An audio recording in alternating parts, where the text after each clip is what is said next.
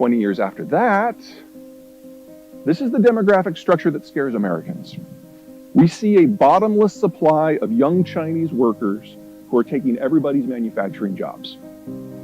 This is also the demographic structure that excites the Chinese Politburo, because they see it as a bottomless supply of young Chinese consumers remaking global norms. We're both right. We were both right, past tense, because this is 20 years ago. Here's China today. Now, this is according to data from January of 2020. At that point, China was already the fastest aging society in human history, and it was aging towards oblivion at a rate we couldn't even consider possible until 10 years ago. According to this data, China by the year 2100 will have less than half the population it has today. Since then, the Chinese have started releasing bits and pieces out of their 10-year census. They now believe that they've overcounted their population in excess of 100 million people. The best guess that we have from what they have chosen to share is that the yellow bars don't even exist. If this is true, China's population will drop by half by 2050. Most of us are going to live to see the end of the Han ethnicity, much less the People's Republic. The question is, how does it go out?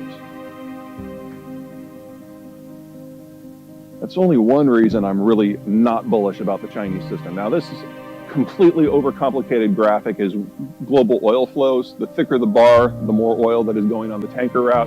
The one that matters the most, of course, is right here. The Chinese import over 80% of their oil needs, and about 85% of that comes from the Persian Gulf. It is the single most exposed trade route on the planet. Now, the Chinese do have a lot of ships. Most of them would fit on this stage. They're itty-bitty. Only about 10% of the Chinese ships can actually sail more than 1,000 miles from a friendly port, and the Chinese have no friendly ports outside of the PRC, which means they can't patrol that trade route. In the case of a war, a real war, the countries that have the capacity to destroy China as a modern industrialized country include, but are not limited to, India, Singapore, Thailand, Malaysia, Indonesia, Australia, Taiwan, the United States, and Japan. You put 2 destroyers in the Indian Ocean, 3 months later, the trucks stop running, 6 months later, the lights go out, and a year after that, they lose 500 million people from famine. The Chinese are utterly dependent on the world that the United States maintains in a globalized fashion. We go home, it ends.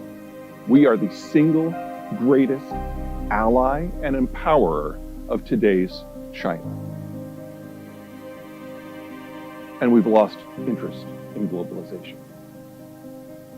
There's a reason that the Chinese are sounding really desperate and really belligerent and really bitter. They know it's almost over.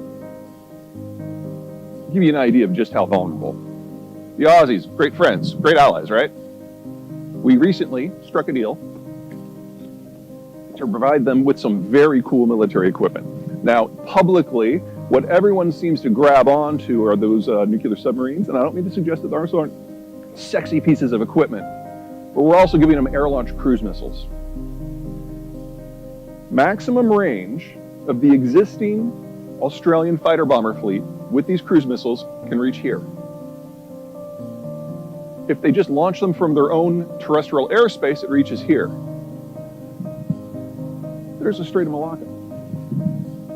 The Australians, country of 30 million people, can now bring China to its knees. That's how vulnerable they are. So, China has gotten interesting from my point of view. Chairman Xi has consolidated power unto his person to a degree that not even Mao attempted. It is a full cult of personality. He has executed or exiled or intimidated into silence everyone in the country who is capable of an independent opinion.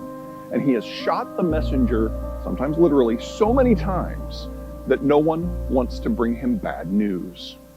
He kind of combines the worst characteristics of Barack Obama and Donald Trump. Barack Obama refused to let anyone to the White House who disagreed with him. He didn't want to hear news that he didn't want to hear. And Donald Trump, if you can get in a meeting with him, he will talk about anything except the topic at hand. You guys remember when the power outages started in China last May? At one point, over a third of the country was experiencing rolling blackouts. They still haven't stopped.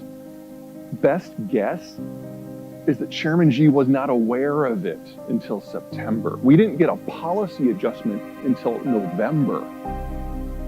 No one wants to tell him bad news. This is not how a functional country works. We also know from countries like Chile and the UAE who have used the Chinese vaccine is that it's crap. It doesn't work against Alpha, much less Delta, much less Omicron. So China can never move away from a zero tolerance strategy because the healthcare impact upon the population would be crushing. Until such time that they say, oh yeah, we're going to bring in 3 billion doses from the United States, and do you think that's going to happen this year or next year or ever? They're stuck. And so we're seeing increasingly frequent lockdowns because Omicron is simply too contagious for a zero tolerance system to work. China is inadvertently breaking itself away from global manufacturing. And with a population that is physically incapable of mass consumption, exports are the only game in town. So if the Chinese system can't guarantee demographic survival or financial stability or an export market or even basic health, what's left? Food. For those of you who watch agriculture, which is probably nobody, this is a nice little shot from 2019. The Chinese are experiencing an outbreak of what is called African swine fever. It's kind of the pig equivalent of Ebola. It's really nasty. They culled over 2/3 of their herd. Pork plays a role in Chinese culture equivalent to hamburgers and steak and chicken and bacon and fish in this country. It is the protein everyone goes for. The Chinese swine herd is bigger than the rest of the world's combined, and they culled more pigs in China in the last 3 years than exist on every commercial farm in the rest of the world combined. They are now attempting to rebuild the herd because this is all they have left. And if you are going to raise 100 million pigs, you've got to feed them a lot quickly. So the Chinese are buying up every scrap of food they can find anywhere on the planet, even if it isn't normally designed for pigs. So they're buying broken rice out of India, they're buying high-grade baguette wheat out of France, everything. You're like, oh great, now he's talking about agronomics. The only other thing that the Chinese care about besides the pigs is rice. They know that they're a food unstable country, and they are terrified that the bottom's falling out of that too. So they have recently criminalized the export of phosphate-based fertilizers. Hold on to that, phosphate-based fertilizers. We'll come back to that. Energy investment.